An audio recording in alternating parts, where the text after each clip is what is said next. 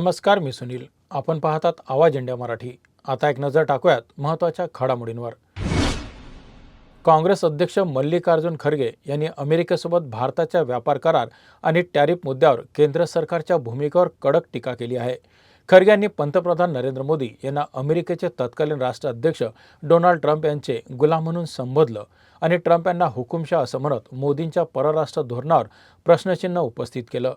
यावर मुख्यमंत्री देवेंद्र फडणवीस यांनी जोरदार पलटवार करत खरगे यांच्या टीकेला उत्तर दिलं आहे. फडणवीस यांनी म्हटलं की जे लोक एका कुटुंबाच्या गुलामीत जगले त्यांना देश कसा चालवायचा हे समजणं कठीण आहे. मोदींनी भारताच्या ऊर्जा सुरक्षेची रक्षा केली असून टॅरिफ वॉरमध्ये भारतानं कणखरपणे उभं राहिले आहे असं त्यांनी स्पष्ट केलं. तसेच भारताने विविध देशांसोबत टॅरिफ करार केल्यामुळे त्यांचा दबाव उलटा झाला अशी प्रतिक्रिया त्यांनी दिली आहे. आंतरराष्ट्रीय क्रिकेटमध्ये भारताने न्यूझीलंडला पराभूत करत ICC T20 वर्ल्ड कपमध्ये महत्त्वपूर्ण विजय मिळवला. भारताच्या खेळाडूंनी उत्कृष्ट प्रदर्शन केल्यामुळे सूर्यकुमार यादव आणि संपूर्ण टीमचं फडणवीस यांनी अभिनंदन केलं आहे.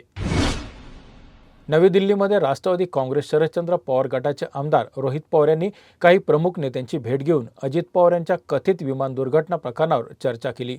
या प्रकरणात त्यांनी काही मोठ्या नेत्यांवर प्रश्न उपस्थित करत सखोल चौकशीची मागणी केली आहे. रोहित पवार यांनी चंद्रबाबू नायडू आणि प्रफुल्ल पटेल यांचं नाव घेत काही संबंधितांबाबत शंका व्यक्त केल्या. तसेच जय पवार यांच्याकडे महत्त्वाची माहिती असून ते लवकरच पत्रकार परिषदेत ती समोर आणतील असंही त्यांनी सांगितलं. या दुर्घटनेत मृत्यू झालेल्या पिंकी माई यांच्या कुटुंबियांनी आपल्या मुलीला न्याय मिळावा अशी मागणी केली आहे.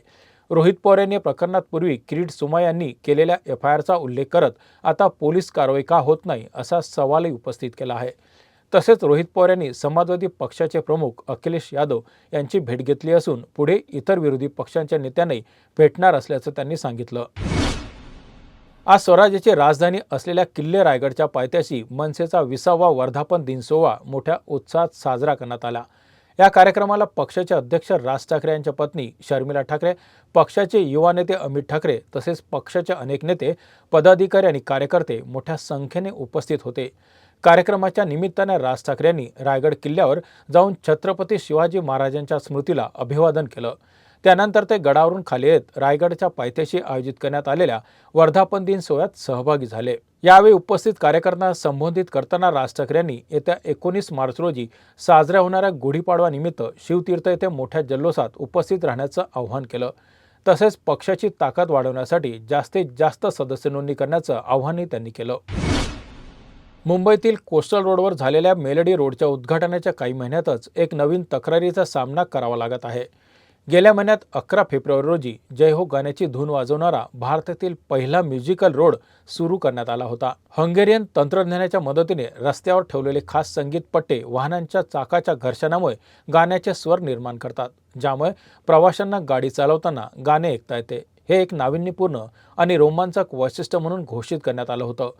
पण काही आठवड्यातच ब्रिज कँडी परिसरातील 650हून अधिक कुटुंबियांनी या मार्गाच्या आवाजामुळे होणाऱ्या त्रासाच्या संदर्भात तक्रारी दाखल केल्या.